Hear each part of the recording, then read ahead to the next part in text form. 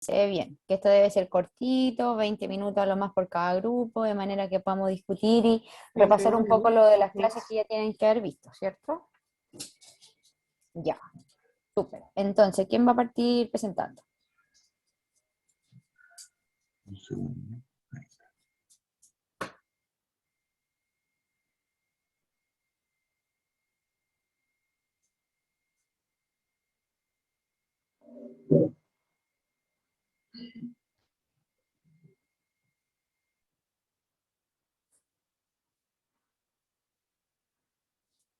¿Sí? No, no se peleen.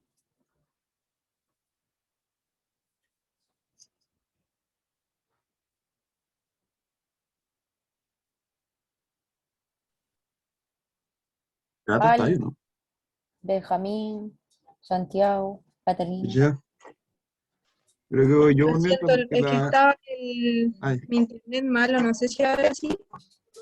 sí, ahora se escucha. ¿Se escucha? Va a tener que, no puedo prender la cámara porque el internet lo tengo muy malo. Bueno, pues mientras converse, entonces vaya presentándonos y ahí vamos discutiendo. Ya. Entonces, mi nombre es Catalina Soto Ujú. y voy a presentar el caso clínico de tumor anexial que desarrollamos junto a, a mis compañeros Aldo Ivani, Benjamín Pong y Santiago Ruiz. Bueno, buenas tardes a todas y todos los presentes, lo siento. Dale, no. Santi.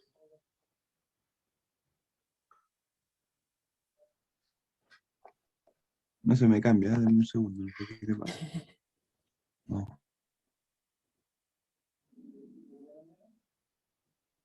¿No? ¿Están Santi, en creo la que está ahí en última la última diapo? diapo, sí. Sí, parece. Ahí sí. Y ahora sí.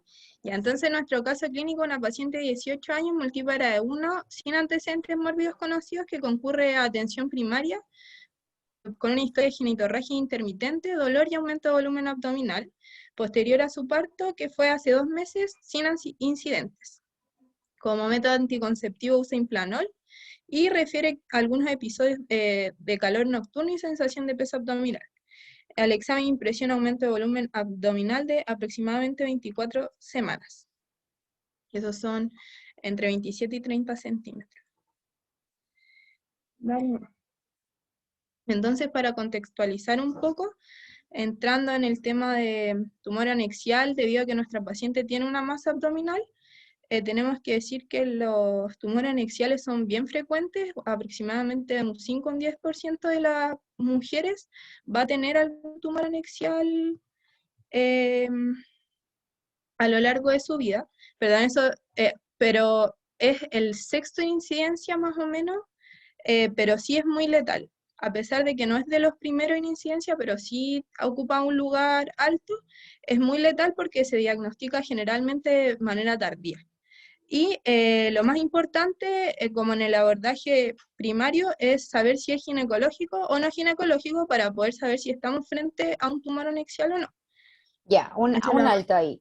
Estamos hablando de letalidad en torno a un tumor anexial común y corriente, o O estamos sea, a un hablando cáncer versus ovárico, cáncer. perdón. Un Ya, porque cáncer a ovárico. eso tenemos que Sí, recordar sí. que los tumores pélvicos y tumores anexiales son sumamente frecuentes en la Sí, mujer, sí. pero la letalidad solamente está asociada a los que son Al malignos, que cáncer es un ovárico. bajísimo porcentaje de Entre todos los el tumores anexiales. Entonces, eso es importante que ustedes lo tengan en el concepto. O sea, la gran mayoría de las mujeres puede tener un tumor anexial en su vida, incluso se dice que hasta un porcentaje importante puede ser sometido a una cirugía por eso, Ujú, pero no eso nos va a hablar que es maligno siempre, ¿ya? ujú. Bien, Sí, sí, vamos. sí. Sí, casi el 80% va a ser benigno. Ya, entonces, hablando de tumores anexiales, no solo se dan en el ovario, también se pueden dar en las trompas, ligamento ancho o los restos embrionarios como el conducto de Müller. Y es importante diferenciarlos según edades porque según eso vamos a poder predecir de mejor manera si van a ser malignos o benignos. Obviamente según toda la clínica, pero es mucho más probable que sean tumores malignos en edades extremas O sea, en niñas muy jóvenes premenarquia o mujeres más adultas posmenopausia, y generalmente en la edad fértil es muy poco probable que sean malignos. Entonces, según eso vamos a poder orientar un poco si la etiología es benigna o maligna. Como bien decía la profe, generalmente van a ser benignos.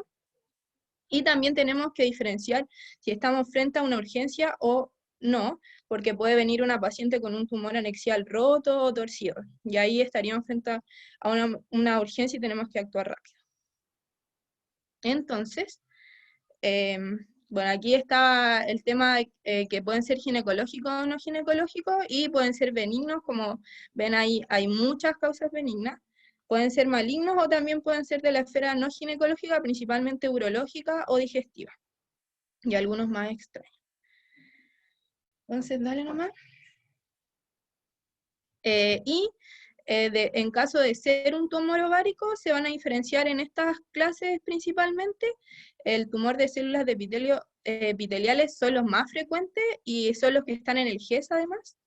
También tenemos el tumor de células germinales que se da preferentemente en mujeres jóvenes, casi es muy bajo el porcentaje que se da después de los 20 años, y otros más raros o metástasis de otros cánceres, principalmente de mama.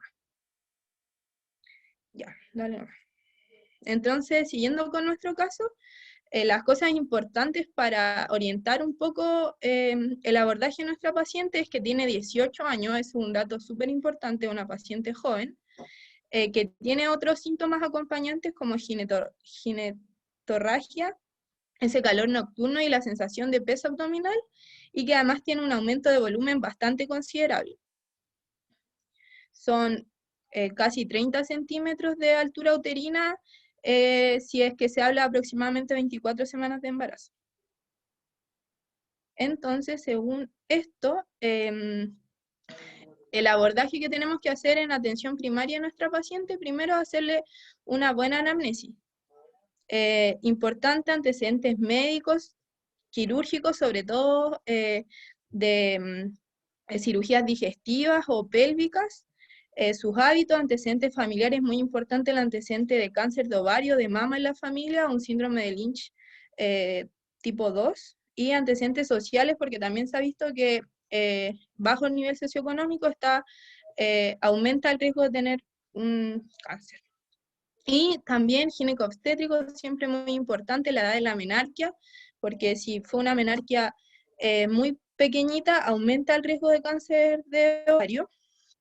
En este caso, nuestra paciente tenía un embarazo previo, hay que preguntarle cómo fue, si tuvo algún problema en el embarazo, si le tuvieron que hacer algún legrado, alguna cirugía, si fue cesárea o parto normal, todo eso es muy importante. Bueno, su fecha de última regla, que en este caso puede estar un poquito, que no puede ser quizás muy segura ni confiable, pero igual es importante, si ha tenido algún antecedente de infecciones de transmisión sexual, si se ha tratado alguna vez, si ha tenido algún proceso inflamatorio pélvico, algún antecedente de endometriosis, que sepa. Es el método anticonceptivo que usa, que en este caso era el Implanol, el ritmo menstrual, si tiene síntomas asociados a la menstruación, y también es importante preguntar deseos de paridad futura. Igual en este caso una paciente de 18 años que probablemente no va a querer perder su fertilidad, y también es importante la exposición a, por ejemplo, procedimientos de reproducción asistida, pero bueno, en este caso igual tenía 18 años, entonces nosotros encontramos raro que se hubiese sometido a eso, pero igual la exposición a hormonas puede aumentar el riesgo. Ya, sigue. Y también en la anamnesis próxima tenemos que ir a completar y a saber un poquito más sobre los síntomas que ya traía la paciente, como la ginetorragia, cuándo había comenzado el dolor, qué tan fuerte era el dolor, la localización, si se irradiaba a algún lugar. Tenemos que caracterizar bien la anamnesis próxima. Su aumento de volumen, porque si bien nos dice que su parto fue hace 2 meses, no sabemos bien si es que este aumento empezó hace los 2 meses o hace una semana se empezó a dar cuenta que aumentaba. Esas cosas hay que tenerlas bien especificado, el calor nocturno, ver si es que es necesario cambiarse el pijama, por ejemplo, en la noche, que eso nos hablaría quizás de un síntoma B. si es que ha cambiado en algo su tránsito intestinal, que nos puede hablar de un compromiso digestivo, o si tiene algunos otros síntomas como vómitos, fiebre, o si vemos que estamos como frente a un proceso agudo o un abdomen agudo. Y en el examen físico, un examen físico general siempre es importante. En este caso, a nivel pulmonar, sería importante buscar signos de derrame pleural. A nivel abdominal, si es que hay ascitis, que sería, nos estaría hablando de algo agudo, que sería una urgencia, visceromegalia, si es posible palpar la masa, si es que podemos ahí objetivarla un poco, si hay signos de irritación peritoneal. En las extremidades inferiores siempre buscar edema y signos de TBP, porque el cáncer de ovárico es súper trombogénico. Siempre un examen genital con especuloscopía y tacto vaginal. El tacto bimanual para ver si podemos caracterizar esta masa abdominal, viendo su tamaño, localización, superficie, si es sensible o no, y así poder orientarnos un poco a si creemos que es maligna o benigna. También el tamaño es súper importante. El tacto rectal para ver si es que hay compromiso peritoneal o si es que vemos algo de origen digestivo, y siempre también es importante el examen mamario. Dale. Y en un laboratorio general, siempre es importante la VHCG para descartar que estemos frente a un embarazo ectópico. Bueno, y después igual vamos a ver que es un marcador tumoral, un hemograma, función renal y hepática y electrolitos para hacernos una idea del estado general de nuestra paciente. Eso creemos que son las cosas que sí o sí tenemos que hacer en atención primaria para abordar a nuestra paciente y ver si es que vamos a tener que enviarla de forma urgente a atención secundaria, podemos esperar, podemos seguir evaluándola. Son cosas que sí o sí tenemos que hacer. ¿De qué te van a servir los electrolitos en atención primaria? Bueno, los electrolitos en verdad sería para la derivación más que... Claro, porque en verdad no te van a dar nada si es que la paciente no está con un cuadro de falla renal o que esté con náusea o vómitos severos, ¿cierto? O diarrea severa, que para que te modifique algo que en el fondo vamos a esperar que se modifique el potasio. Pero en el fondo uno tiene que, a lo que iba el caso, es como acotar cómo procedería con cada una de las pacientes en cada uno de los escenarios. No repetir todo el examen físico que se sale en la clase ni nada, sino cómo proceder con un examen físico completo, obviamente, pero en el fondo la idea no es volver a repetir cada una de las cosas de la clase, ¿ya? Pero en Sigamos. este contexto entonces lo más importante sería la VHCG. Ya tú dices para descartar un... Embarazo ectópico. Ya, ¿eso es lo que ustedes más plantean que puede ser? No, pero... O sea, ahora vamos a ver eso. Ya. Pero igual es importante hacerlo en toda mujer en nada fértil. Claro, pero tú puedes hacer un test de embarazo común y corriente y con eso descartas que estás embarazada. Ni siquiera tiene que ser una beta en sangre. Ojo con eso. ¿Ya? Sí. Ya. Entonces, si derivamos o no a la paciente, nosotros creemos que sí tenemos que hacer una derivación de manera más o menos urgente, porque el crecimiento ha sido bastante rápido, es un tumor grande que puede romperse o torcerse y generar un abdomen agudo. Tiene muchas probabilidades de ser cáncer ovárico, por lo que hablamos principalmente de la edad y los síntomas acompañantes que vamos a ver un poquito en la siguiente diapo. ¿Los tumores Bueno, grandes se tuercen? Bueno, después de ciertos centímetros ya no. Como ¿Ya? cuando Como están que, ¿cuál sería en el la corte para mitad. ustedes? ¿Cuándo Mm, se tuercen más o cuándo comienzan a entre torcerse más 5 y y 10 cuándo deja de centímetros. torcerse? ¿Perdón? Entre 5 y 10 centímetros, como cuando no se tuerce. Claro, o sea, cuando tienen mayor libertad Es dentro de que la pelvis. cuando son pequeños no se tuercen, empiezan a aumentar. No. ¿Aumentar qué? Se te apagó el micrófono, Santi. Ah, ya, es que cuando son pequeños no tienen riesgo de torcerse, pero empiezan a aumentar el tamaño y empieza a aumentar el riesgo de que se tuerzan, pero después de cierto tamaño, que creo que son 10 centímetros, empieza nuevamente a decaer el riesgo de torcerse porque ya es muy grande la masa. Claro, si estamos hablando que tiene al menos una altura uterina de 24, o sea, estamos hablando de 24 Sí. semanas, claramente está sobre el ombligo y la posibilidad que se tuerza es poco probable, ¿cierto? Pero estoy de acuerdo, o sea, hay que evaluar a esta paciente y tienes que derivarla. Ahora, a la urgencia ginecológica me queda un poco la duda, realmente. Porque ¿qué criterio está cumpliendo en este minuto para irse a una urgencia ginecológica? Que es sintomático y que mide más de 10 centímetros. Ya, pero ya te consultan APS por un dolor que ha venido aumentando y ha ido aumentando también el volumen. No es que ella consultó directamente a la urgencia tampoco por este dolor invalidante, ¿cierto? Entonces, los criterios en el fondo de derivar a la urgencia, ¿cuáles serían para usted? Que esté con un abdomen agudo. Ya, en este momento con esa caracterización de la paciente, ¿está con un abdomen agudo? No. No. No pareciera, al menos, ¿cierto? Tu urgencia en periodo de pandemia lo puedo entender, en el fondo, porque puede que en el poliginecología oncológica no la vean tan rápido, pero en periodo totalmente normal sí se va a ver dentro del mes que corresponde. Pero ahí es lo que ustedes tienen que evaluar, si la paciente está con necesidad o no está con necesidad de una evaluación o un servicio de urgencia. ¿Ya? El cáncer de ovario en una paciente adulta, no estamos hablando de este tipo de tumores ováricos, no va a progresar extremadamente de un mes a otro. La paciente probablemente si ya lo tiene hace muchos meses, incluso años, por lo tanto el pronóstico no se lo va a empeorar en ese minuto, a no ser que esté con una obstrucción intestinal o algún compromiso secundario, ¿me entiende? Entonces, la urgencia de derivarlo a un poliurgencia o una urgencia ginecológica en el fondo tiene que ser si es que tiene, claro, criterios de derivación, si no puede ir a atención secundaria. ¿Ya? Bien, continuemos. Ya. Entonces, según... dale, Santi. Según lo que habíamos visto esta tablita que teníamos, nosotros nos orientamos más por células germinales, principalmente Claro. por la edad y por algunas características que vamos a ver en la siguiente diapositiva. Dale, Santi.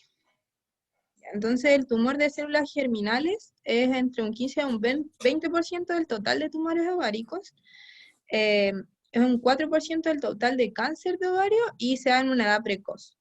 El 70% de las mujeres son entre 15 y 19 años y como les decía, es casi imposible que después de los 20 años veamos un tumor de células germinales. No Y es tan finalmente... imposible, en la práctica igual se pueden ver hasta los 30 años sin problemas, para que no se queden sola con ese concepto que es menores de 20 años. Claro, la mayoría es menores de 20 años o peri 20 años, pero puede darse más. Ya. Ya. Y como característica principal que nos orientamos también es que son de rápido crecimiento.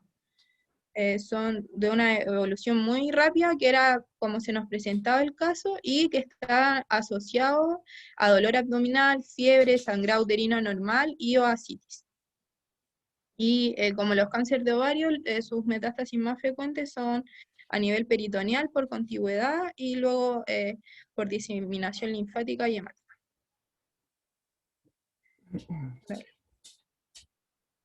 Entonces, según esto, según nuestra hipótesis diagnóstica, el tumor de células germinales en atención secundaria se debería hacer un estudio con la eco abdominal para caracterizar el tumor, un TAC de tórax, abdomen y pelvis para ver si hay compromiso a distancia y es muy importante los marcadores tumorales, que los más relevantes en este tipo de tumores son la alfa-fetoproteína, que sea más en tumores del seno endodérmico, la beta-HCG, que sea en el coriocarcinoma y el carcinoma embrionario, y la LDH en el digerminoma. Y los otros son para otros tipos de tumores. Bueno, y además también importante decir que los tumores de células germinales igual siguen siendo la mayoría benignos, que son los teratomas, maduros o inmaduros, y si son Maduros, malignos, maduros, solamente los maduros. Los los maduros. inmaduros se consideran dentro de los cancerígenos. Los Y maduros, una salvedad es una eco transvaginal, y es nosotros habitualmente los mismos ginecólogos los que terminan haciendo, si no por vía vaginal no se ve o no se visualiza completamente, uno lo hace por vía abdominal, pero no es de entrada una eco abdominal realizada por un radiólogo, ¿ya? Ojo con eso. transvaginal entonces, tenemos Sí. que cambiar. Y dentro de los teratomas, o sea, dentro de los De los tumores de malignos, células germinales, eso. el más frecuente es el digerminoma. Ya. Y bueno, además son súper quimiosensibles y debido a que se presentan generalmente en edades jóvenes, se prefiere hacer cirugías mínimamente invasivas y quimioterapia, y con eso generalmente las pacientes andan bien. Entonces, dale. Entonces, en el resumen, que probablemente ya todos lo hemos visto, en el caso de enfrentarnos a un tumor pélvico, es importante saber si es ginecológico y no ginecológico. Si creemos que es ginecológico, hacer un test de embarazo para descartar el embarazo ectópico y hacer la ecotransvaginal, que aquí sí está bien, viendo si es maligno o no maligno. Bueno, si es maligno se debe derivar. Y si creemos que no es maligno, si es que mide más de 10 centímetros, igual hay que derivarlo, y si no, hay que ver si son otros procesos que podemos manejar como la torsión o realizar un seguimiento, ver si es otra cosa. Dale. Entonces, como conclusiones, sabemos que los tumores anexiales son una consulta frecuente ginecológica, tanto en APS como en atención secundaria. Siempre es importante diferenciar si es ginecológico o no. La etiología más frecuente en niñas y mujeres jóvenes son los tumores de células germinales, por lo que tenemos que estar atentos y tener un alto índice de sospecha, y son tumores que presentan buena respuesta a quimioterapia y tienen un buen pronóstico de ser detectados en estadios tempranos. Ahí está Bien, nuestra referencia. bastante bien para ser el primer caso, bastante bien.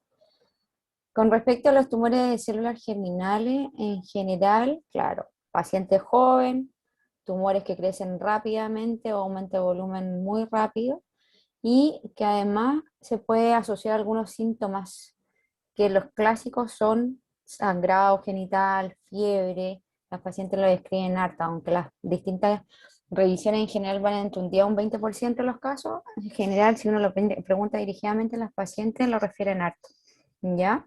Y la gran mayoría va a ser benigna, de todas maneras. Y la gran mayoría va a ser un teratoma maduro en la mayoría de los casos. Y un bajo porcentaje va a tener alguna característica maligna, y dentro de esos, como dijo su compañera, son sumamente quimiosensibles, ¿ya? ¿Qué dudas o qué consultas tienen? Esta fue una paciente real, no fue una paciente inventada. Esta no fue una paciente que pasó hace 3 años en el hospital. Cursó todo su embarazo, tuvo su tumor todo el embarazo, nadie se lo describió, y no es que creció posterior al parto, la paciente lo tuvo. Y obviamente se hizo manifiesto una vez que le bajó su tamaño uterino posterior al parto y lo tenía puesto. Sí, otra cosa que encontramos que como el tumor más frecuente durante el embarazo era el tumor de células germinales, tumor como ginecológico más frecuente, porque a mí igual me había llamado la atención el tema del embarazo. Sí.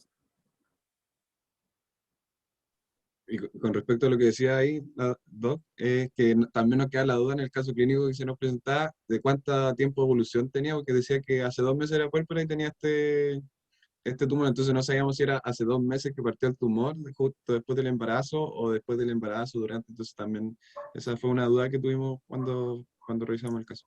Claro, la paciente consultó porque hace 2 meses se dio cuenta que fue aumentando el volumen, pero en verdad el tumor siempre estuvo puesto. Chingó esa cosa. ¿Perdón?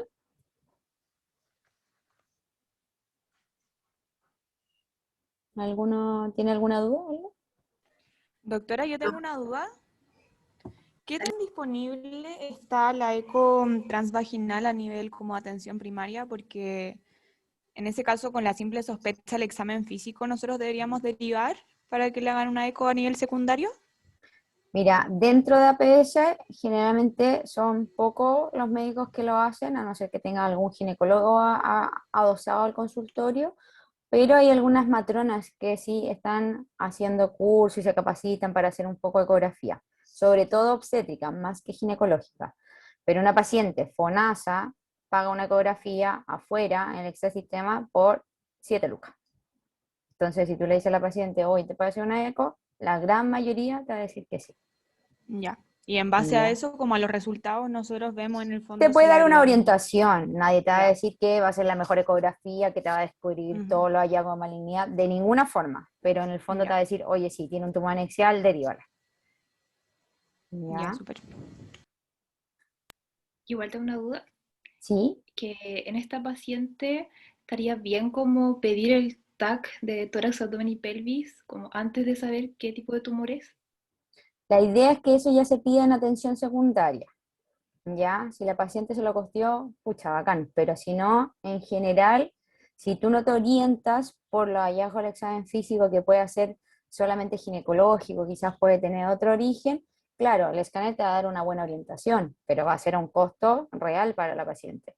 Y lo otro es que si tú, en verdad, por examen físico te parece que puede ser de origen ginecológico, la deriva a gine y ahí se va a hacer el estudio secundario.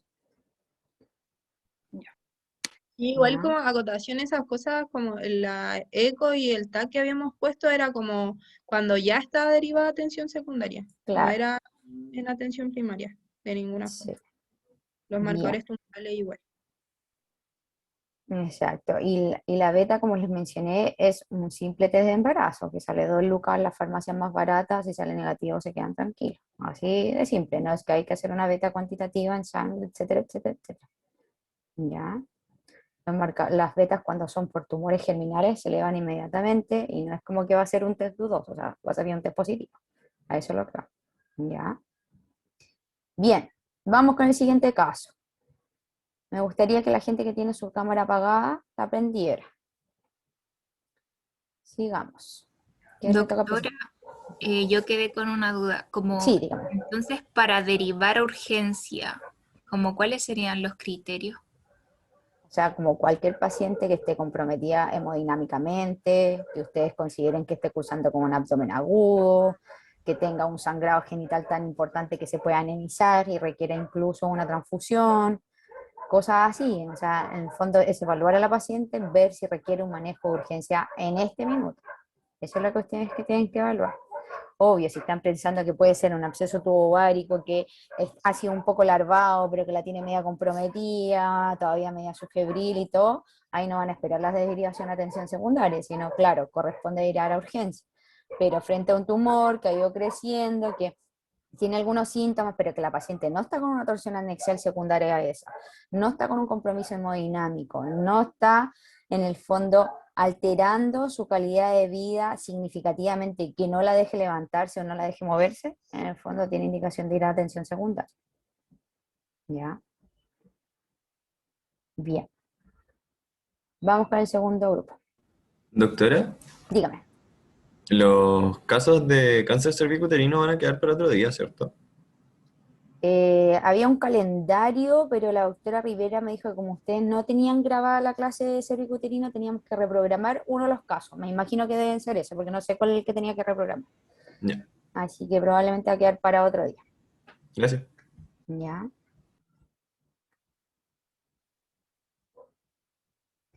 Ya. ¿Quién le toca presentar?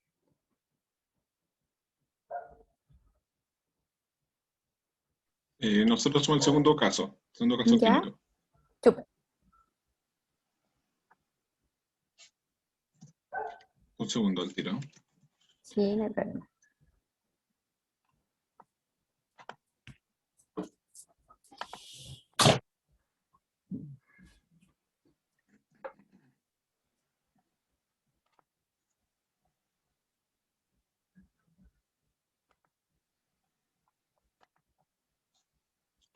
¿Se ve?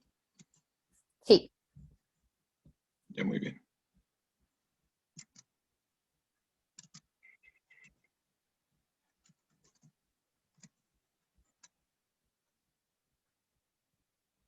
Ya.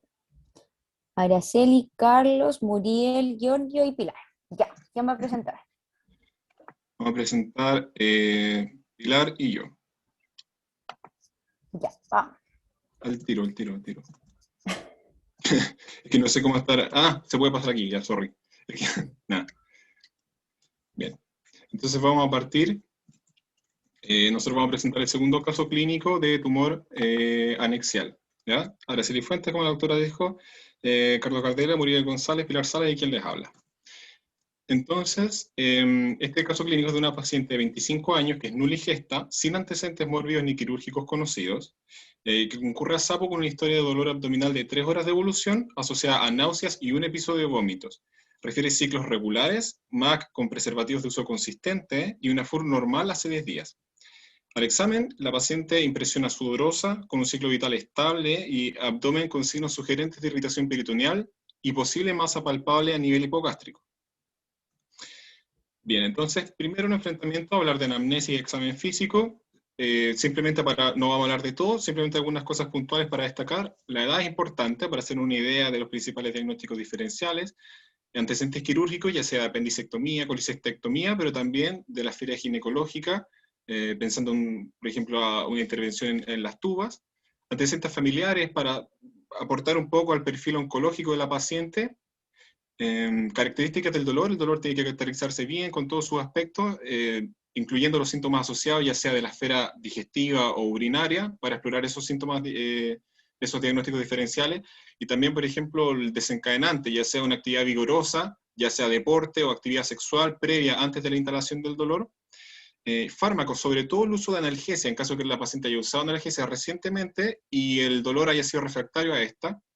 Y también historia sexual. Aquí recordemos que la paciente, en este caso, tenía un uso consistente de preservativo, así que por esa parte andaríamos descartando un poco o pensando menos en la posibilidad que fuera un PIP, ATO, por ese lado.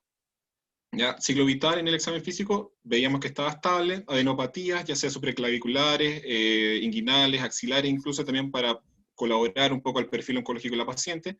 La piel fanerio uno lo examina de entrada en el fondo para ver la estabilidad hemodinámica pensando en la perfusión distal, pero en este caso la paciente está bien, así que uno enfocaría, por ejemplo, en la búsqueda de estigmas de hirsutismo, por ejemplo, pensando en un SOP, como en el contexto de una hiperestimulación ovárica. El examen cardiopulmonar, aquí ya sería más que nada buscar dirigidamente el derrame pleural, pero pensando en una metástasis, algo más severo. El abdominal es importante porque aquí tenemos una masa hipogástrica en el contexto de una paciente que tiene dolor hipogástrico, entonces habría que caracterizar esta masa, la ubicación, si es sensible o no, móvil, etc.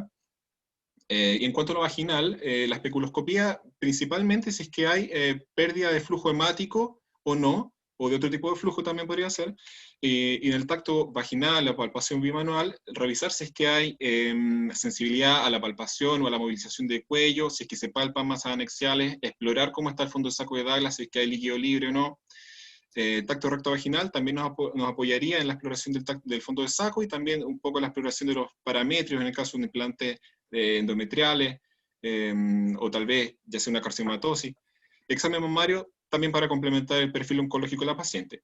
Para caracterizar el tumor tenemos entonces el tacto vaginal, tacto recto vaginal y súper importante el test de embarazo. En este caso recordemos que la paciente tenía una FUR normal hace 10 días, sin embargo, y un uso consistente de preservativo más encima, pero eso no exime la realización del test de embarazo, ¿ya?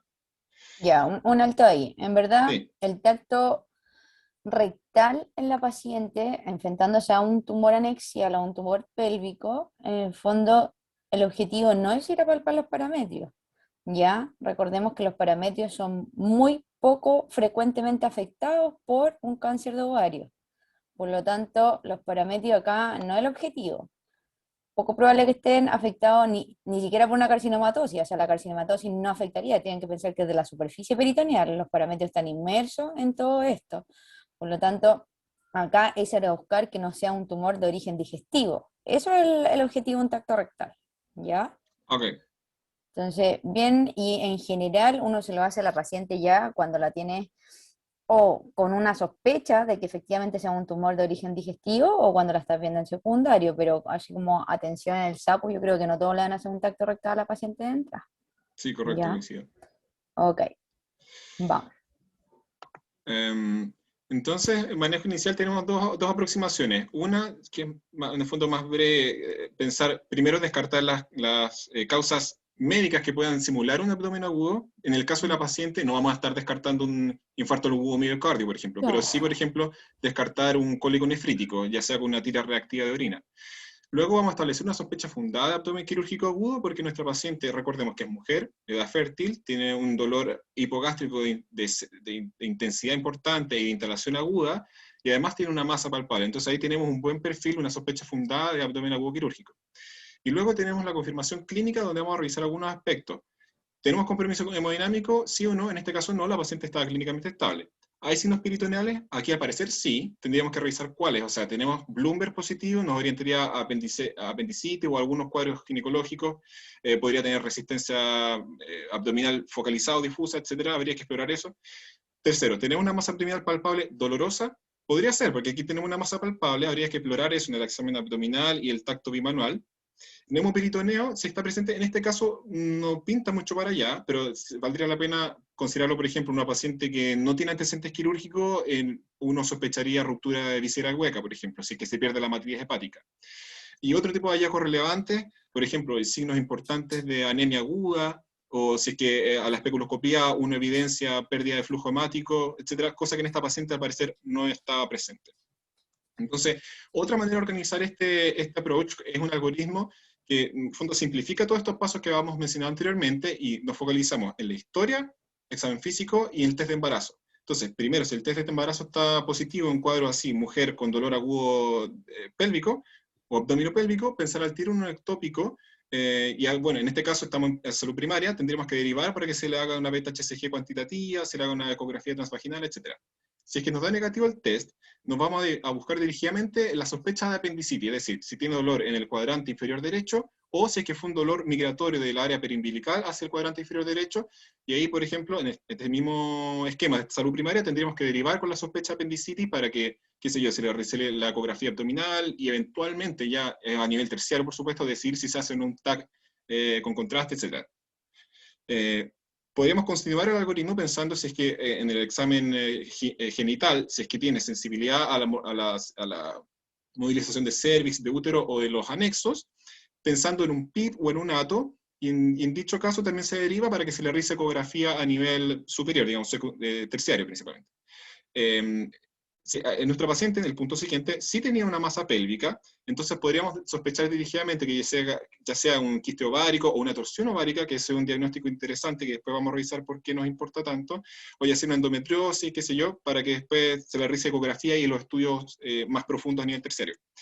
En caso de que todo esto esté negativo, ahí podríamos, por ejemplo, aplicar la tira reactiva que debería estar o podría estar disponible en salud primaria, donde se ve si es que junto con la disuria, por ejemplo, la paciente tiene leucocitos en la orina, o ya sea que tiene una hematuria, ya sea franca o microscópica, y ahí se pueden revisar otros diagnósticos diferenciales, como pielonefritis, u otras cosas, como una, ¿cómo se dice?, urolitiasis.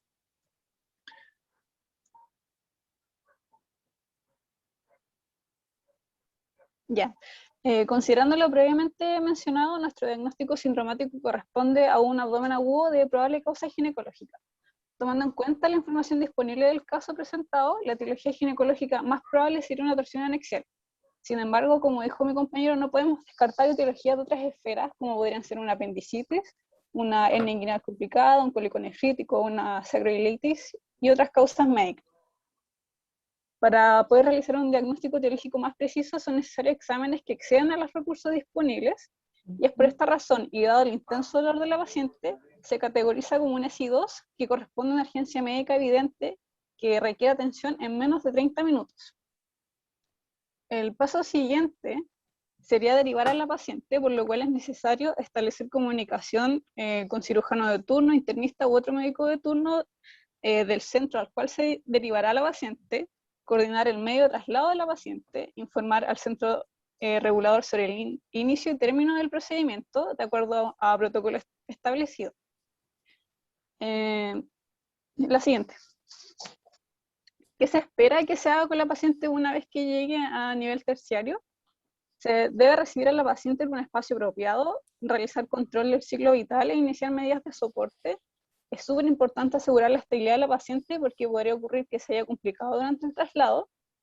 Realizar estudio con imágenes, destacando el uso de la ecografía transvaginal para evaluar anexos, dada la sospecha diagnóstica. Solicitar exámenes de laboratorio como hemograma, parámetro inflamatorio, beta-HCG y otros según sospecha clínica. Es importante no dejar de lado el manejo del dolor de la paciente, ya que llegó al SAPU con un dolor intenso. Y bueno, con todo esto, podemos establecer el traslado interno de la paciente, si es que requiere resolución quirúrgica inmediata, hospitalización, si se hospitaliza en qué sala, es pertinente a lo luego o no.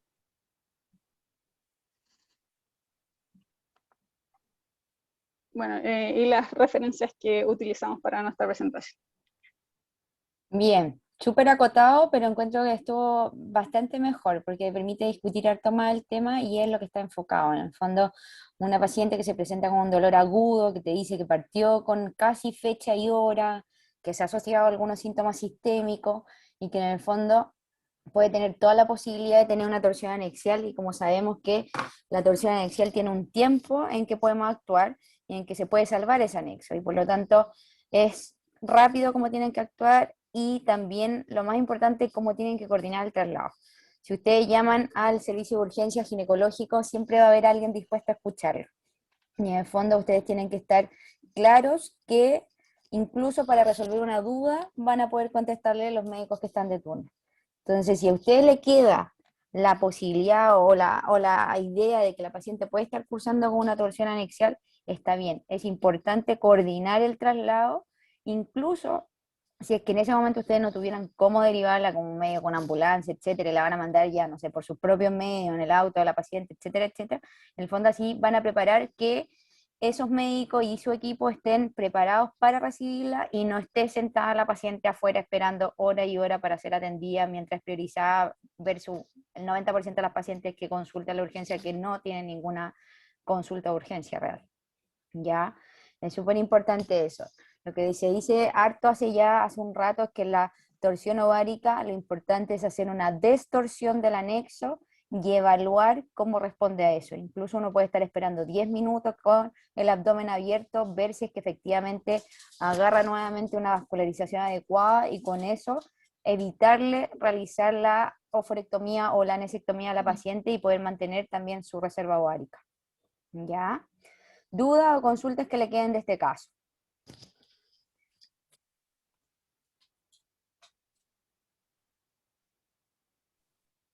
El embarazo ectópico se descartó con la beta-HCG, ¿o no? Al Ese principio, embarazo. ¿no? Un test de embarazo común y corriente.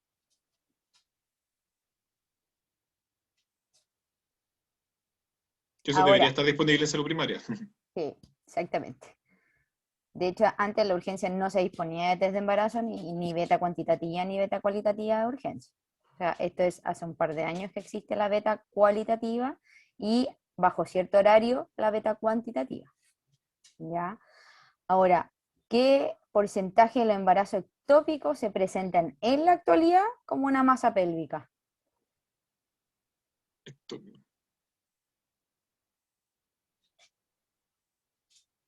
Yo creo que poco. O sea, no sé qué Bien, porcentaje, pero debe ser súper poco. súper poco, porque ahora las pacientes se enteran que están embarazadas Sí, inmediatamente, po. como desde las 4 semanas en adelante, o sea, están con olor a embarazo y las pacientes ya se están siguiendo, y ya se hace su primera ecografía, etcétera, etcétera. Entonces, que aún una paciente desconozca su estado de embarazo y además se presente como una masa pélvica palpable es poco frecuente. Antes te creo, antes no existía disponibilidad de ecografías para todos. Bájate, bájate. No existían, ¿cómo se llama? Disponibilidad de beta, etcétera, etcétera, y por lo tanto pueden llegar con estos cuadros de abdomen agudo y masa palpable, pero en la actualidad es bajísimo que esto se presente ya de esta forma. ¿Ya? Bien importante eso. ¿Y qué otro factor o qué otra cosa es importante de lo que lo mencionaron los compañeros con respecto al traslado? ¿Analgesia? El manejo de la analgesia, o sea, muchas veces uno se va a tratar de privar de darle mucho analgésico como para que el cirujano la vea y la establezca, diga ya, sí, ¿sabes qué? En verdad se le pasó el dolor, etcétera, etcétera, pero un abdomen agudo, quirúrgico, por una torsión, no va a cambiar las características del examen físico. O sea, la irritación peritoneal va a existir igual y puede que la paciente tenga un poco mejor tolerado el dolor con un poco de analgesia, pero con respecto al examen físico no va a cambiar las características, por lo tanto no teman a darle algo para el dolor, porque dicen que el dolor de la torsión anexial es sumamente intenso, por lo tanto es algo que cuando les deja de doler, o es porque el anexo se necrosó de frentón, porque ya pasó mucho tiempo, o porque no era una torsión, ¿ok? Entonces, ojo con eso. Doctora, una Dígame. pregunta.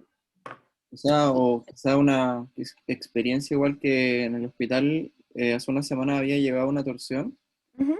y pasó que cuando vieron el tamaño, era igual muy grande, era de 20 centímetros. ¿Ya? Entonces, igual uno se queda como con la sensación de que ya, después de los 10 centímetros, como que ya es poco probable que se torsione, pero igual se puede torsionar. Entonces, Claro, no imposible, pero es poco frecuente, porque en general ya están ocupando la cavidad pélvica. Entonces la igual ahí posibilidad que se tuerza, y algunas ocasiones se tuercen antes, ojo, y dan síntomas porque no está colapsado totalmente el flujo vascular. Entonces puede estar torcido sobre su eje al principio y mantiene la vascularización y no hay problema, pero hay algunas veces en que ya la torsión es máxima y ahí uno puede ver ovarios torcidos 3, 4 veces sobre su propio eje en el fondo.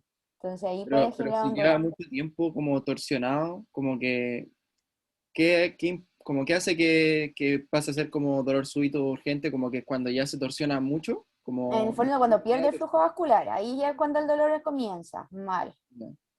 O sea que puede ¿Ya? ir torsionándose de a poco también. Esa es Hay esa- algunos que se van torsionando así como, o se van rotando muy lentamente, sobre todo los más grandes, porque en general no se mueven, ¿no? Son muy poco móviles. También hay ya. pacientes, obviamente, que tienen una cavidad abdominal mucho más grande que otra, y eso va. O sea, nosotros hemos visto pacientes mórbidas que tienen tumores de más de 40 centímetros y tú se los sacas y es como que la paciente nunca hubiera tenido tampoco el tumor. Entonces, en el fondo, depende de cada paciente también. Ya, gracias. ¿Ya? Doc, yo tengo dos Dime. preguntas. Ujú, Una es, primero respecto a la beta cuantitativa. ¿Cuál es ujú. una beta cuantitativa? Como así, más o menos. ¿Cuál es qué, perdón? El costo monetario, el dinero. Ah, bueno, depende del laboratorio, pero en general sale como entre 4 o 5 lucas. Solamente el examen de Ah, la beta cuantitativa. Sí. ya, Hay algunos más baratos sobre todo, pero en general el clean debe salir como 5.000 pesos solamente la beta. ya, súper. Cuantitativa, como dices tú, porque cualitativa es más barata todavía. Claro. Y la otra Sí. pregunta era, ¿qué analgésico recomienda en los pacientes con torsión O anexial? sea, lo que tenga disponibilidad, si tenía analgésico oral, pásale analgésico oral, si tiene analgésico endovenoso, déjale analgésico endovenoso, lo que tengas, pero en el fondo siempre pensando, a ver, esta paciente se va a someter a alguna intervención quirúrgica, ¿qué otra indicación tengo que mantener? Que se vaya en régimen cero, Claro, que en el fondo dejar todo en caso de que la paciente se fuera a someter a algún procedimiento posterior, pero manejando paralelamente algunas cosas. Si la paciente llega deshidratada por los vómitos que ha tenido asociado como un reflejo vagal al dolor, manténla o ponle una vía para hidratarla y ahí puedes pasarle analgésicos tan simples como un metamizol, o si es que dispones de ketoprofeno, algo endovenoso en el fondo, se lo puede pasar también. ya, súper. Muchas ¿Ya? gracias.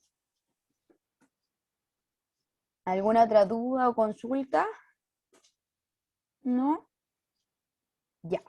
Entonces vamos al último caso.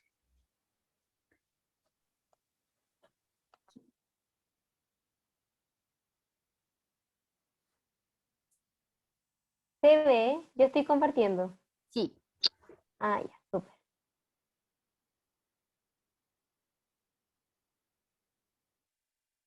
Ya. Bueno, buenas tardes, doctora, compañeros, compañeras. Yo soy Natalia Segovia Ruiz y voy a presentar el caso clínico número 3 de tumor anexial que hicimos que desarrollamos con mi grupo compuesto por Javiera, Ignacio y Paul. Bueno, antes de comentar el caso clínico propiamente tal, vamos a hablar un poco de generalidades de tumor anexial. El tumor anexial se define como cualquier tumoración que se forma en órganos ginecológicos y en los tejidos conjuntivos alrededor del útero. Es súper importante hacer la diferencia entre tumor anexial o masa anexial versus masa pélvica, ya que masa pélvica es es un concepto que, si bien engloba a la masa anexial, también engloba muchas otras masas que no necesariamente son de origen ginecológico. Entonces, es bien importante saber cómo hacer esa diferenciación. Un poco sobre epidemiología, la masa anexial es un motivo de consulta súper frecuente. 1 de cada 10 mujeres va a desarrollar un tumor anexial a lo largo de su vida. Y si bien la mayoría son de origen benigno, hay que considerar que la presencia de un cáncer de ovario es súper importante, ya que es el tercer cáncer ginecológico en frecuencia después del cervicuterino y el endometrial, y el más mortal. Por lo tanto, si bien la mayoría son benignos, igual es importante tenerlo en consideración, sobre todo en mujeres posmenopáusicas, ya que el riesgo de cáncer de ovario en una mujer posmenopáusica que presenta un tumor anexial es bastante mayor que en mujeres premenopáusicas. Y bueno, más adelante vamos a hablar sobre el GES, pero también es súper importante saber que el cáncer de ovario epitelial es GES, entonces tenemos que saber que tienen plazo, entonces no podemos demorarnos mucho en derivar en caso de que sea un cáncer de ovario. Bueno, sobre el diagnóstico diferencial de una masa anexial, bueno, acá están como de masa pélvica, porque también incluimos cosas no ginecológicas en la tabla, o sea, los que hicieron la tabla, no nosotros. Pero en verdad, más que leer la lista de patologías que pueden causar una masa pélvica, queremos mostrarles que las causas son variadas y que tenemos causas que pueden ir desde cosas muy graves y muy urgentes que requieren una intervención quirúrgica como un absceso tubovárico, un embarazo ectópico, una torsión anexial como el caso anterior, o también puede ser causas que no tienen gravedad o bien causas graves pero más crónicas como lo sería un cáncer. Bueno, el caso clínico es el siguiente. Se trata de una paciente de 78 años, multípara de 2, con antecedentes mórbidos de hipertensión arterial crónica y dislipidemia en tratamiento. Concurre a APS por un dolor abdominal inespecífico de 4 meses de evolución asociado a distensión abdominal ocasional y no refiere genitorragia ni trastorno del tránsito intestinal. Al examen general impresiona una pérdida de peso corporal, pero ella no la cuantificó, y al examen abdominal impresiona una masa pélvica lateralizada a izquierda, palpable, fija, de consistencia aumentada. Y además la paciente trae una ecografía que se hizo en el extrasistema que describe algunos signos de malignidad. Bueno, ahora queremos hablar como de cómo enfrentamos a una paciente en APS que viene por una masa anexial o una masa pélvica. Vamos a tener que hacer una anamnesis súper exhaustiva que ya vamos a detallar, un examen físico, exámenes de laboratorio y considerar la eco transvaginal. ¿Y esto para qué? Para diferenciar en causas benignas de malignas. Bueno, estamos en un contexto de un cuadro no agudo de esta paciente, es un cuadro más bien crónico, entonces tenemos que tomar la decisión de si derivamos o realizamos un manejo expectante por 6 o 12 semanas, lo que consideremos adecuado. Bueno, la anamnesis de esta paciente, vamos a destacar ciertos aspectos que nos parecen relevantes, como que es una paciente de 78 años, es decir, posmenopáusica y avanzada, cursa con un cuadro de 4 meses de evolución, de dolor abdominal y distensión abdominal. Tenemos estos síntomas más bien inespecíficos. Y bueno, no refiere genitorragia ni alteraciones del tránsito intestinal. En general, cosas que tenemos que preguntar a una paciente que consulta por un tumor anexial, antecedentes gineco-obstétricos y deseo de fertilidad. En este caso, el deseo de fertilidad no aplica porque es una paciente posmenopáusica, pero sí es importante conocer la paridad, conocer la edad de la menarquia, de la menopausia, porque todo eso sabemos que puede ser relevante. El inicio y la evolución de los síntomas, ya que define conducta, o sea, el caso anterior vimos que era un caso súper agudo y ahora tenemos algo más bien crónico, entonces la conducta va a ser diferente. Y algo muy importante en esta paciente es la historia familiar, ya que es súper importante saber si existen factores de riesgo para cáncer de ovario, por ejemplo, si tiene algún familiar que tenga cáncer de mama o cáncer de ovario, si hay algún hombre con cáncer de mama, o algunos otros tipos de cánceres, como cáncer de colon, etc. Bueno, este paper de evaluación y manejo de la masa anexial, les queremos mostrar 3 cosas que nos parecieron relevantes. Que el diagnóstico diferencial de una masa anexial lo podemos hacer en base a la localización de la masa, a la edad de la paciente y al estado reproductivo. Como teniendo en cuenta esas 3 cosas, podemos orientar de buena manera el diagnóstico diferencial. Además, considerando que la edad de la paciente, los síntomas, tenemos que pensar en un cáncer de ovario, y que la edad es el factor de riesgo independiente más importante para este, y que los hallazgos al examen físico que orientan malignidad son la distensión abdominal persistente, el dolor abdominal y la saciedad precoz. Ahora pasando al examen físico de esta paciente, dijimos que ella tenía una pérdida de peso, que tenía una masa pélvica y que era fija y de consistencia aumentada. Bueno, a modo general tenemos que hacer un examen físico completo, y pensando que es una paciente que podría tener un cáncer de ovario, tenemos que fijarnos si tiene adenopatías supraclaviculares, si tiene algún derrame pleural al examen pulmonar, si encontramos ascitis al examen abdominal, si la masa palpable, si podemos estimar más o menos el tamaño, si es más bien pequeña o mayor a 10 centímetros, si es que en las extremidades inferiores encontramos algún signo de TBP, que es súper importante en este tipo de pacientes, y al examen ginecológico es importante realizar una especuloscopía para ver si hay alguna lesión macroscópica del cérvix que nos puede orientar a alguna otra cosa, al tacto bimanual para caracterizar la masa si lo logramos palpar, estimar el tamaño, las características, si está fija, si no. Y al tacto rectal, ver si encontramos alguna masa que podría ser sugerente de algo digestivo también. Y bueno, también realizar examen mamario, si podemos pensar que la paciente podría tener algún cáncer de mama también. Bueno, en el mismo paper nos comentan que los hallazgos al examen físico más sugerentes de malignidad anexial son la masa irregular, que sea firme, que esté fija, que sea nodular, bilateral o asociada a ascites. Respecto a la ecografía, ahí creo que les estoy tapando. Bueno, respecto a la ecografía, queremos destacar las reglas simples del grupo IOTA, porque nos permiten estimar con hallazgos más o menos simples de la ecografía como si es más bien maligno o benigno. En la ecografía se supone que esta paciente venía con una ecografía del extrasistema que tenía características de malignidad. Entonces, ¿cuáles podrían ser estas? Que sea un tumor sólido e irregular, bueno, que tenga citis, pero eso no es un hallazgo de la ecografía, que tenga al menos 4 proyecciones papilares, que sea multilocular, sólido e irregular, con diámetro mayor a 100 milímetros, y que tenga un flujo al Doppler muy alto. Y otras cosas que no son parte de las reglas del grupo IOTA, pero igual es importante considerar a la hora de sospechar malignidad, es que sea bilateral, que tenga increscencias o excrescencias. Bueno, las reglas del grupo IOTA dice que si tiene una o más características de malignidad sin características de benignidad, es probablemente maligno. Al revés, con las características de benignidad, y si tiene características de ambos grupos, es indeterminado.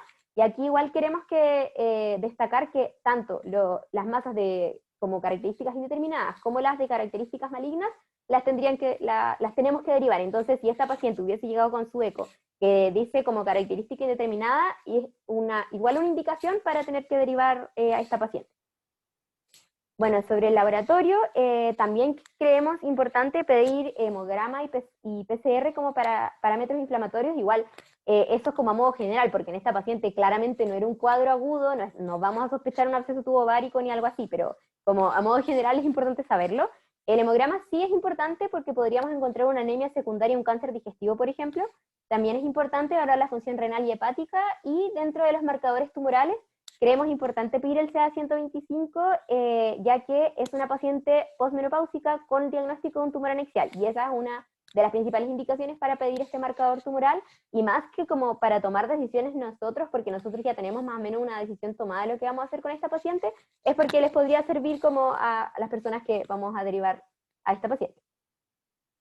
Y bueno, ¿cuál sería el manejo para específicamente de la derivación en pacientes posmenopáusicas que presentan un tumor anexial? Primero preguntarnos, ¿este tumor mide más de 10 centímetros? Si mide más de 10 centímetros, sí o sí la derivamos. Si no mide más de 10 centímetros, le hacemos una ecografía, o sea, la pedimos. Si esta ecografía tiene características indeterminadas o fijo características de malignidad, también se deriva. Si no tiene ninguna de estas características y le pedimos un CA-125 y está aumentado, también derivamos. Y si no posee nada de lo mencionado anteriormente, y decidimos hacer un manejo expectante y le hacemos otra ecografía a las 12 semanas y persiste la misma imagen, también tenemos que derivar a ginecología o ginecología oncológica. Y aquí, ¿qué le vamos a decir a la paciente? Obviamente hay que decirle que dadas todas sus características clínicas, su edad, las características que pudimos ver a la ecografía, es probable que se trate de un tumor maligno de ovario, y que dentro de su grupo etario es probable que se trate de su grupo etario y de la epidemiología, tenemos que saber que lo más probable es que se trate de un cáncer epitelial, y que el cáncer epitelial de ovario es GES. Por lo tanto, es súper importante que esta paciente sepa que todo lo que le viene a continuación tiene plazos, que los vamos a hablar más adelante. Bueno, ahora, es importante que sepamos que el cáncer de ovario epitelial es GES, y que toda mujer con sospecha de tumor maligno, sin importar su edad, tiene derecho a acceder a esta prestación. Entonces, lo que nos compete a nosotros es que tenemos que saber que desde que nosotros sospechamos, esa paciente tiene que ser biopsiada y realizarla. Recordemos que la etapificación del cáncer de ovario epitelial es quirúrgica, entonces tiene que ser sometida a cirugía en 30 días máximo. Y desde que es sometida a cirugía, tiene que recibir su diagnóstico en máximo 30 días. Eso es como lo que nos compete a nuestro nivel de APS. Bueno, y antes de mostrar la bibliografía, queríamos decir algunas conclusiones, que si bien la mayoría de los tumores anexiales son benignos en una mujer posmenopáusica con las características de esta paciente, sí o sí tenemos que considerar la posibilidad de que se trate de un cáncer de ovario. Bueno, también saber que es una patología GES y que tenemos que considerar los plazos, porque no podemos relajarnos con la derivación, y también es importante queríamos mencionar que si bien estos son casos clínicos de gine, igual tenemos que considerar diagnósticos digestivos. Entonces es importante hacer una indagación igual importante en la anamnesis, tanto de anamnesis próxima como síntomas digestivos, anamnesis remota como sobre antecedentes familiares o algunos otros antecedentes que nos orienten a algún cáncer digestivo. Y bueno, también el hemograma que también nos puede orientar. Y bueno, esas son las bibliografías, o sea, las referencias que usamos, y eso. Bien, estuvo súper bien lo que mencionaste al final. Claramente estamos en el internado de gine y por lo tanto ustedes van a abocar esto principalmente al origen ginecológico de la causa del tumor pélvico, pensando mayoritariamente en un cáncer de ovario. Pero si pensamos por frecuencia, recordemos que la incidencia de cáncer de ovario no está entre los primeros, ¿cierto? Por lo tanto, tenemos varias causas digestivas antes que pueden manifestarse con una masa pélvica y con síntomas sistémicos de baja de peso, alteración del tránsito intestinal, y por lo tanto tenemos que estar súper atentos a todo eso, más que irse dirigido, claro, nosotros lo que nos llega y obviamente lo que más vemos, pero no hay que olvidar otras causas de tumores pélvicos, sobre todo en las pacientes mayores. Ya también se da harto pacientes que debutan como una obstrucción intestinal y uno no sabe realmente si es de origen ginecológico que está ocluyendo el colon o es realmente un tumor de colon que se ve como una masa pélvica por la ubicación o que está comprometiendo el anexo por contigüidad. ¿Ya? Así que es súper importante eso. ¿Qué dudas o qué comentarios podemos dar con respecto al caso? Yo tengo una pregunta. Uh-huh. Bueno, no sé si respecto al caso específicamente porque no tenía citis, pero tengo como la duda de, ¿como la citis se produce como por la carcinomatosis peritoneal principalmente o no necesariamente? Como que no me queda... Generalmente se asocia a la carcinomatosis por una reacción peritoneal.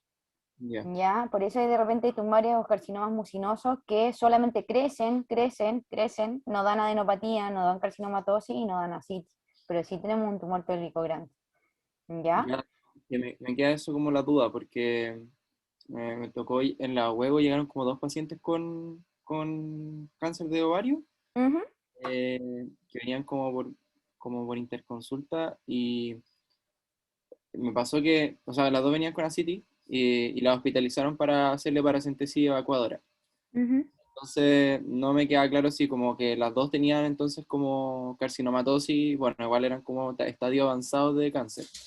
La gran mayoría, recordemos que se pesquisa estadios avanzados y la gran mayoría van a ser serosos, y los serosos generalmente suelen tener mucho compromiso peritoneal, y por eso se manifiestan mucho ascitis. ¿Y con con esta el distensión. tratamiento se resuelve el problema de la citis o eso que... Con el tratamiento quirúrgico o asociado a quimioterapia, esto tiende a reducirse en el fondo, porque tú tratas lo que está generando esta reacción peritoneal. Ya. Ya. Ok, gracias. Yo vi a la paciente, esas 2 pacientes, yo las vi en el poli, pero fueron casos como medio complicados. Lo derivaron desde el poli a la huevo, cosa que es rara porque venían derivadas de Quillota, en vez de Quillota a la huevo directamente. ¿Se ¿Por qué de entiende? Quillota? Si nosotros recibimos de Quillota. No, del hospital de Quillota. Ah, no, yo estoy hablando de Frique. Ah, ya. Frique. Huevo ¿Ya? Frique. Del hospital de Quillota, del poli a la urgencia. ¿Ya? Claro, pero fue raro porque había una paciente con disnea, y en el fondo tenía un tubo de oxígeno de uso ambulatorio, como que le dieron como oxígeno ambulatorio y tenía citis, qué sé yo. Entonces era para responder un poco a Jalil, que en el fondo a esa paciente se le hizo la paracentesis evacuadora, pero la disnea no se vio mucho. Entonces también está el contexto ¿Por qué no se ve COVID. mucho? O sea, puede ser por No, varias cosas. no en contexto COVID, no en contexto COVID. No le hicieron ¿Perdón? PCR. No le habían hecho PCR a esa paciente. Ya, bueno, ya. No estamos viviendo la pandemia que estamos viviendo ahora. ¿Por qué puede esa disnea no ceder? Por compromiso pulmonar puede ser, si es que está metastásica, en el fondo la patología ya está pero un nódulo pulmonar, ¿nos va a dar la No, disnea? no, No, no ¿qué es lo que tenemos necesariamente. que pensar? Derrame Derrame pleural. pleural. Un derrame pleural, eso es lo primero que pensamos. ¿Qué otra cosa? Por volumen, en el fondo, por, ¿cómo se dice? Una restricción, en el Claro, fondo ya, pulmonar. porque el ascenso del diafragma, ¿cierto? Pero tú Claro, le vaciaste la citis y sigue con disnea, claro, ¿por qué? claro. Tórax, neumotórax. Stenosis peribronquiales. A ver, el neumotórax es poco frecuente en una abueli que no ha tenido ningún trauma y que no le haya hecho ninguna intervención. Arriba, en teoría, porque no le puncionaste el tórax, ¿cierto? Ya. Y metástasis Peribronquiales. poco frecuente, generalmente son de parénquima, bien de parénquima. Entonces, si ya descartaron que fue un derrame pleural por una simple radiografía de tórax, ¿qué otra cosa puede causar disnea? Un infarto. Ya, súper mala suerte que más encima la abuela se está infartando con un cáncer de ovario, ¿ya? Pero ¿qué otra cosa Parece puede que ser? ¿Qué esa sería parte- más esperable? parece- Puede ser uno primario de pulmón. Un tromboembolismo pulmonar.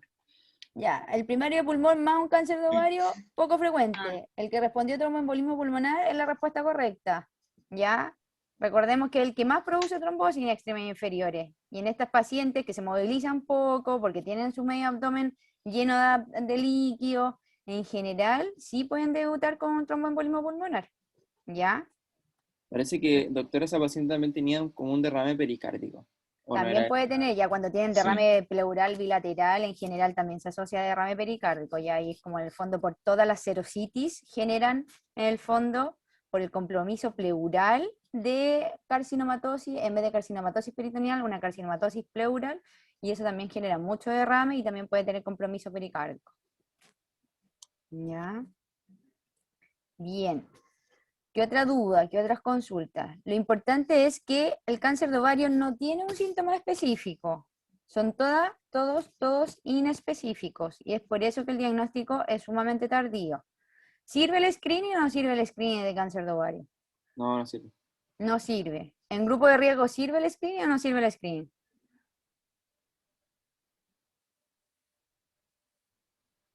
Grupo de riesgo me refiero principalmente a BRCA positivo, 1 a 2, pero ¿qué, ¿sirve el screening en esas pacientes o no? No sé. ¿Qué porcentaje de los pacientes BRCA1 va a ser un cáncer de ovario? 50, ¿Solo 50? 50, 70 y algo. No sé. Iba como en rango amplio, como 40 y algo, 70 y algo. Exactamente, o sea, hasta un 80% de los BRCA1 puede ser un cáncer de ovario. Y los BRCA2 más o menos hasta un 50%. Por lo tanto, uno que tiene que plantear a la paciente que cumplió paridad, ¿qué debiéramos ofrecer? Oforectomía. ¿Solo oferectomía? Histerectomía con salpingo, Anestectomía. oforectomía bilateral. Antes se decía que solamente la oforectomía bastaba, después la anesectomía y ahora lo que se está planteando la histerectomía con la salpingoforectomía bilateral. En el fondo para disminuir también tu riesgo de ese endometrio, que es menor, pero está presente. ¿Ya? Pero ojo que hacer la oforectomía, la anesectomía o la histerectomía más la salpingoforectomía no nos disminuye el riesgo de hacer un primario peritoneal. Eso también igual está presente, ¿ya? Y se trata igual que un cáncer de ovario propiamente tal. ¿Ok? Son bajos, o sea, claro, es muy poco frecuente, pero en estas pacientes igual se da. ¿Ya? ¿Qué otras dudas o qué otras consultas?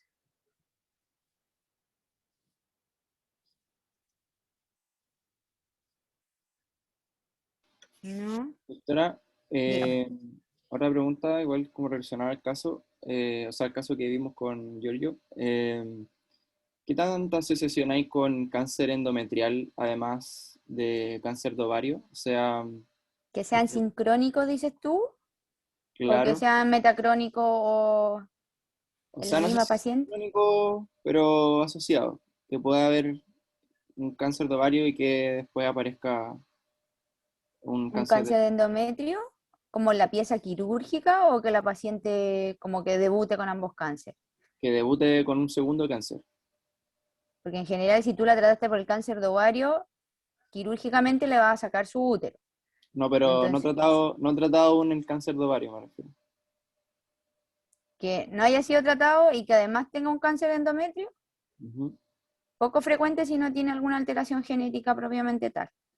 Ya. Es que a una de las pacientes le hicieron una biopsia de pipel porque tenía sangrado. Ya, ¿y qué tumores ováricos se relaciona a un engrosamiento endometrial y además alteraciones del endometrio? Los productores de hormonas. Productores de hormonas, ya. ¿Cómo cuál?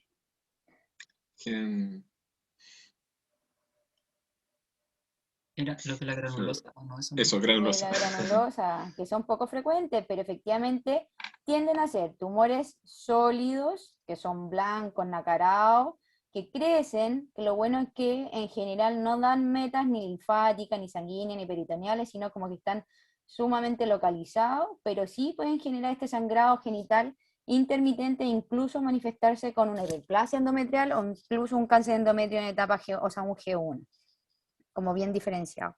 Y es por el efecto hormonal que tiene. ¿Ya? Así que está bien biopsiar en caso de, te ayuda mucho el diagnóstico y puede estar asociado solamente a eso.